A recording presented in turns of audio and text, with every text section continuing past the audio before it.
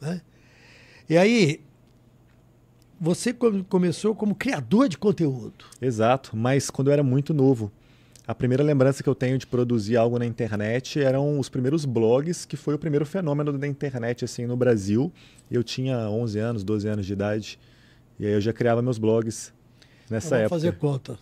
Nós estamos em 25, isso é final dos anos 1900, um pouquinho antes dos anos 2000. Uns 20 anos atrás aí, então 2004, por 2004, aí. 2005, né?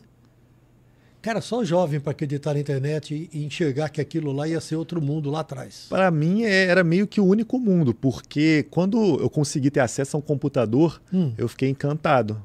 Eu passava 10 horas por dia na frente daquela tela desde muito novo. Sempre gostei de jogar jogos, mas eu descobri um outro mundo além dos jogos ali, que era me conectar pela internet, conhecer gente do Brasil e do mundo inteiro.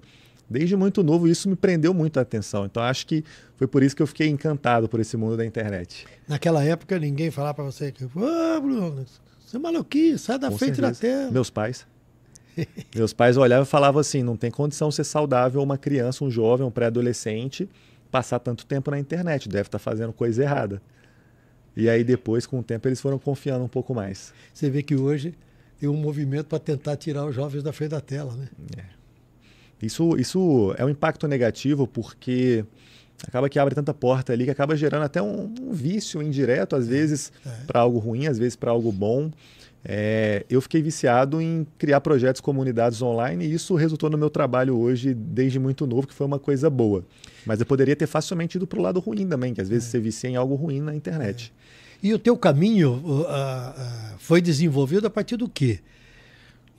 De criatividade, de ideias absolutamente próprias, que na época era para um garoto, né?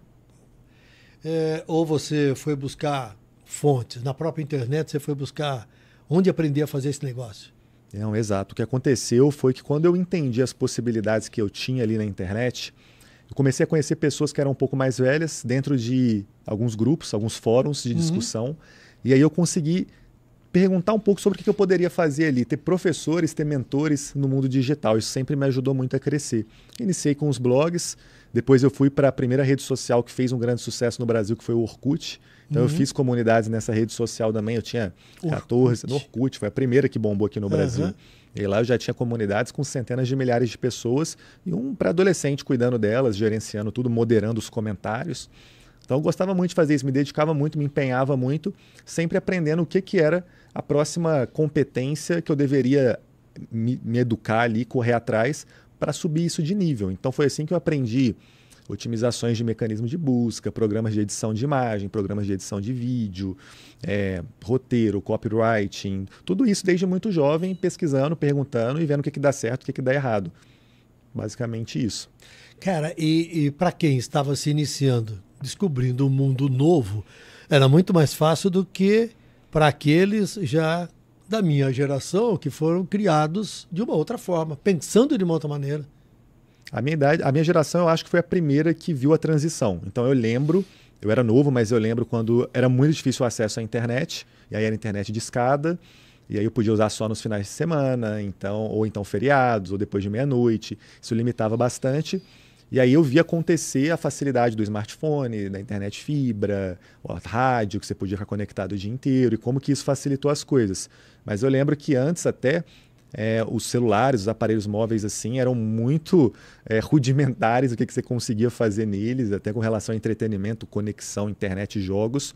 Eu vi isso crescendo. Eu não imagino aonde vai chegar, mas eu fui essa primeira geração que já cresceu nativamente interagindo com esses dispositivos e viu tudo surgir assim diante dos próprios olhos. E mais do que até aprender e praticar, passou a pensar, né?